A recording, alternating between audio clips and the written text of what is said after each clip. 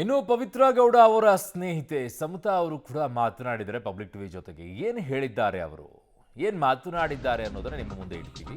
ನಟ ದರ್ಶನ್ ಮತ್ತು ಪವಿತ್ರ ಗೌಡ ಜೈಲ್ ಪಾಲಾಗಿರೋ ವಿಚಾರದಲ್ಲಿ ಪವಿತ್ರ ಗೌಡ ಸ್ನೇಹಿತೆ ಸಮತಾ ಪಬ್ಲಿಕ್ ಟಿವಿ ಜೊತೆಗೆ ಮಾತನಾಡಿದ್ದಾರೆ. ಬೇಜಾರಾಗ್ಬಿಟ್ಟಿದೆ, ಹೀಗಾಗುತ್ತೆ ಅಂತ ನಾನು ಅನ್ಕೊಂಡಿರಲಿಲ್ಲ. ರೇಣುಕಾಸ್ವಾಮಿ ಕುಟುಂಬಕ್ಕೆ ನ್ಯಾಯ ಸಿಗಬೇಕು, ಯಾರು ತಪ್ಪು ಮಾಡಿದ್ದಾರೋ ಅವರಿಗೆ ಶಿಕ್ಷೆ ಆಗಬೇಕು. ಬೇಲ್ ಮೇಲೆ ಬಂದ ಮೇಲೆ ಪವಿತ್ರ ಮಾತಾಡಿದ್ರು. ಎಷ್ಟೇ ನೋವಿದ್ರು ಕೂಡ ಪವಿತ್ರ ತೋರಿಸ್ಕೊಳ್ತಾ ಇರಲಿಲ್ಲ.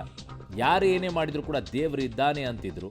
ಪವಿತ್ರ ಗೌಡ ಸ್ನೇಹಿತೆ ಸಮತಾ ಅವರು ಪಬ್ಲಿಕ್ ಟಿವಿ ಜೊತೆಗೆ ಮಾತನಾಡಿದಾಗ ಹೇಳಿದಂತಹ ರೀತಿ ಈ ರೀತಿಯಾಗಿದೆ ನೋಡಿ.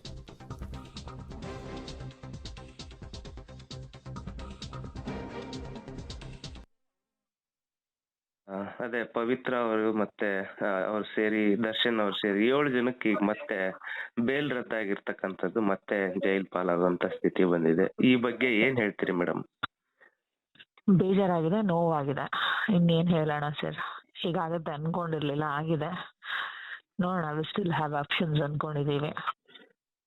ಓಕೆ, ಅಂದ್ರೆ ಇದರಲ್ಲಿ ರೇಣುಕಾಸ್ವಾಮಿ ಕುಟುಂಬಸ್ಥರು ಸಾಕಷ್ಟು ಜನ ಇದಾಗ್ತಾ ಇತ್ತು. ಸೊ ರೇಣುಕಾಸ್ವಾಮಿ ಕುಟುಂಬಕ್ಕೆ ನ್ಯಾಯ ಸಿಕ್ಕಂತಾಗಿದೆ ಅಂತ ಅನಿಸ್ತಿದೆ ಅಥವಾ ಏನು? ಸರ್, ಖಂಡಿತ ನೋವಿದೆ. ಅವ್ರ ಫ್ಯಾಮಿಲಿಗಾಗಿರೋ ಒಂದ್ ಲಾಸಿಗೆ ಖಂಡಿತ ನೋವಿದೆ. ನ್ಯಾಯ ಸಿಗ್ಬೇಕು. ಹಾಗಂತ ಯಾರಿಗೋ ಶಿಕ್ಷೆ ಆದ್ರೆ ನ್ಯಾಯ ಆಯ್ತು ಅಂತ ಅಲ್ಲ.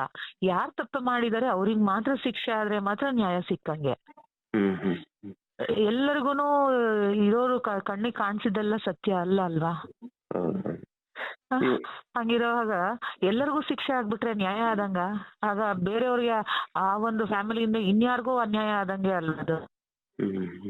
ಅಮಾಯಕರಿಗೆ ಶಿಕ್ಷೆ ಆಗ್ಬಾರ್ದು ಅನ್ನೋದಲ್ವಾ ನಮ್ ಕಾನೂನು? ನಿಮ್ಮ ಸ್ನೇಹಿತೆ ಈಗ ಬೇಲ್ ಮೇಲ್ ಬಂದ್ಮೇಲೆ ನಿಮ್ ಜೊತೆ ಏನ್ ಮಾತಾಡಿದ್ರು, ಏನೆಲ್ಲ ಹಂಚ್ಕೊಂಡಿದ್ರು?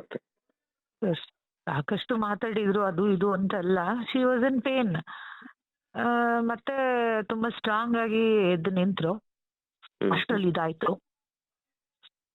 ನೋಡೋಣ ಹೇಗ್ ಹೋಗತ್ತೆ ಅಂತ.